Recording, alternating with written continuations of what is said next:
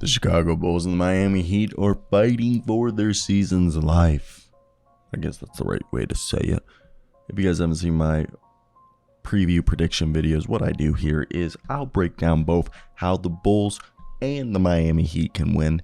And then at the end of the video, if you really just want to skip, usually around the last 2 to 3 minutes, like this is going to probably be like an 8-minute video. So like around the 6:30 minute marker, I'll give my prediction. And I'll also say how the team that I expect to lose could also win it, just because I give both teams the benefit of the doubt, because this is the NBA and anyone can win.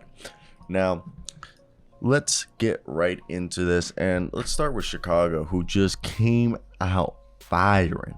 And honestly, in a game like this where Zach LaVine dropped 39, all right, and I think this is key. Zach LaVine and DeMar DeRozan, I think on paper, the Bulls are the way better offensive team and the rebounding team. And there's a great quote. I just personally believe rebounding is going to be the key thing. And this team can rebound and they can shoot the ball. And that's something, and they can score. Miami Heat, I know the Bulls also been great on defense. I think the Bulls have just been, as of late, the more complete team when you look out on paper. And this past game, the Bulls shot 27% and still were able to beat the Raptors, all right?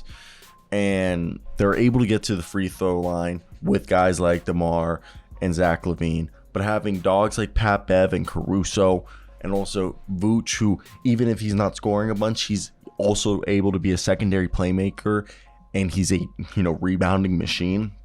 Bring off the bench Coby White, Pat Will as some good mix of options, because they really ran a 7-man rotation with a little bit of Ayo Dosunmu, Derrick Jones Jr., and Andre Drummond thrown in there. But really, it was a 7-man rotation. They fed the starters, and it was Coby White coming in for Pat Bev a bit, and Patrick Williams coming in for Caruso a bit, and a little bit for DeMar. But yeah, so for me, when you look at this situation, this Bulls team on paper has a lot more punch and consistency in terms of recency bias in comparison to the Heat, who some might say, they haven't been able to rebound. This doesn't look like a normal Heat team. I think the Bulls, since they got Pat Bev, defense. They got Caruso and Pat Bev out there just hounding people, and Pat Will can do it too, so can Dosunmu. And then you also have Zach LaVine, who's doing a better job at that. But you have multiple guys in DeRozan, Caruso, Vucevic, LaVine, Pat Bev, Coby White, Ayo Dosunmu, who can all be facilitators. So that's another thing. There's a lot of ball movement happening on this team. And for them, I think it's about, Bam Adebayo is fantastic, and Jimmy Butler. Okay, those guys are going to probably be covering, Vooch, DeRozan, and LaVine. So Caruso, Pat Bev, Coby White, they're all going to have to help DeRozan, Vooch, and LaVine be able to get their shots open. And this is one game to keep their season alive. So I think it's really the person who's going to be key here is Zach LaVine, DeRozan, being able to get to the, either getting their shots to fall or getting to the rim and creating for others. While Vooch is, another guy who's going to be huge, is they got to win the rebounding battle, which I think they have on paper the advantage. Now let's look at the Miami Heat, and they lost to the Hawks. And this Heat team, Jimmy Butler, Tyler Hero was fantastic in that game. Kyle Lowry came out, dropped 33. Kyle Lowry did what needed to be done. And for me, I look at this situation, and I know it's not. I think we can all agree this has not been ideal whatsoever for the Miami Heat in terms of what they were expecting the season to be. Now let's just look at this and talk about how this team could, save arguably their season, if you want to say, or I think just continue to hopefully make the impact that they want to make so they can win. But look, the Miami Heat, Kyle Lowry, Tyler Hero, Jimmy Butler, Bam Adebayo, those are the key guys. All right, those guys are going to have to be doing it. But Max Strus can't just score 3 points. Gabe Vincent can't have 6 points. Caleb Martin can't play 29 minutes and not score anything.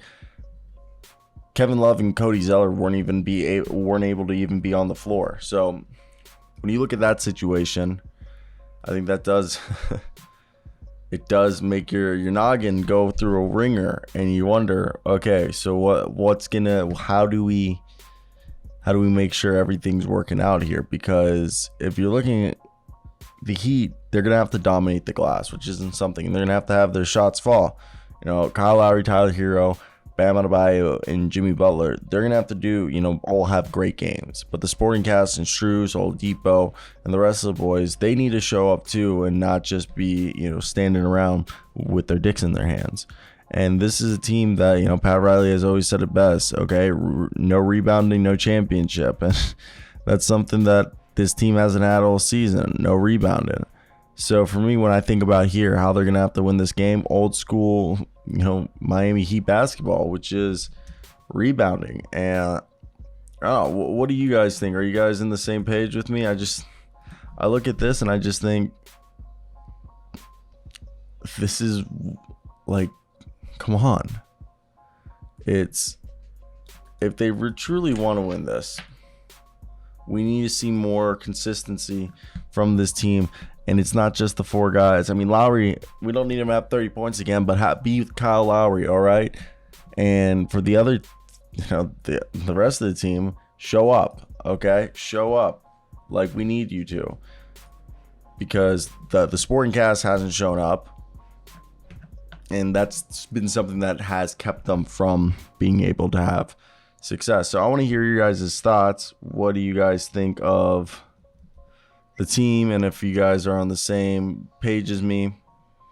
I think it's definitely been interesting, to say the least, on how the season has gone, because it's really been up and down for the Heat. And that's why, if I have to make my prediction right now, I'm going with the Chicago Bulls, just because recency bias.